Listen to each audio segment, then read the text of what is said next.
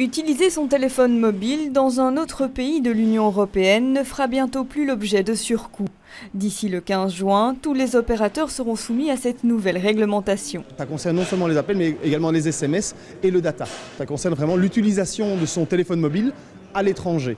Et plus particulièrement dans ce cas-ci, dans les pays de l'Union européenne, avec quelques petits pays supplémentaires. Concrètement, la fin du roaming s'applique si vous appelez ou envoyez des SMS avec un GSM belge depuis l'Union européenne, l'Islande, la Norvège ou le Liechtenstein vers un autre téléphone belge.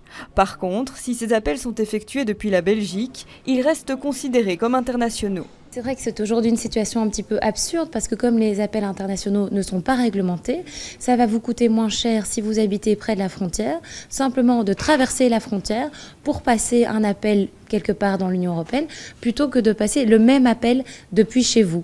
Et donc c'est pour ça qu'évidemment notre prochain combat, ce sera de demander un plafonnement pour les appels internationaux. Mais aujourd'hui, c'est cette situation un peu absurde qui va se produire. Autre combat pour Testachat, éviter que les tarifs des opérateurs n'explosent. Ils prendront en effet eux-mêmes en charge ces frais de roaming. Chez Proximus par exemple, cela représente 61 millions d'euros, rien que pour 2017. On appelle le régulateur, l'IBPT, à surveiller ça de près parce qu'il faut jouer le jeu. Il y a une règle qui est la suppression des surcoûts en cas de roaming et ce n'est pas pour aller ensuite faire payer tout le monde plus cher. Enfin, les tarifs internationaux restent d'application depuis Andorre et la Suisse.